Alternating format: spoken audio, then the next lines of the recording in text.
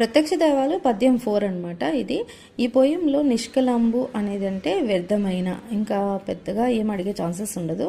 భావం వచ్చి నువ్వు సంపాదించిన విద్య కానీ, పుణ్యం కోసం నువ్వు పడే శ్రమ కానీ, తల్లిదండ్రులకు సేవ చేయకపోతే అవన్నీ వ్యర్థమవుతాయి. కాబట్టి నేను చెప్పిన విధంగా ఆచరించు, నీకు మేలు కలుగుతుంది అని ధర్మవ్యాధుడు కౌశికుడితో అన్నాడనమాట.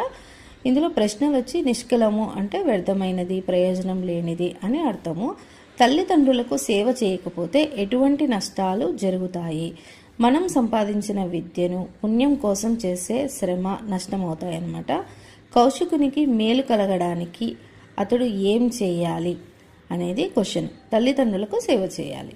సుకృతం అంటే పుణ్యం అని అర్థము. పై పద్యంలోని మాటలు ఎవరెవరితో అన్నారు, ఎవరెవరితో పలికారు? ఈ క్వశ్చన్ ప్రతి పోయంలో అడిగే ఛాన్స్ ఉంటుంది. కాబట్టి ధర్మవ్యాధుడు కౌశికుడితో అన్నాడు. ఈ క్వశ్చన్ మాత్రం బైహార్ట్ చేసేయండి. ఎవరిని సేవించుట ఉత్తమ మార్గమని కవి తెలిపాను అంటే తల్లిదండ్రులు గురువును సేవించుట ఉత్తమమైన మార్గము.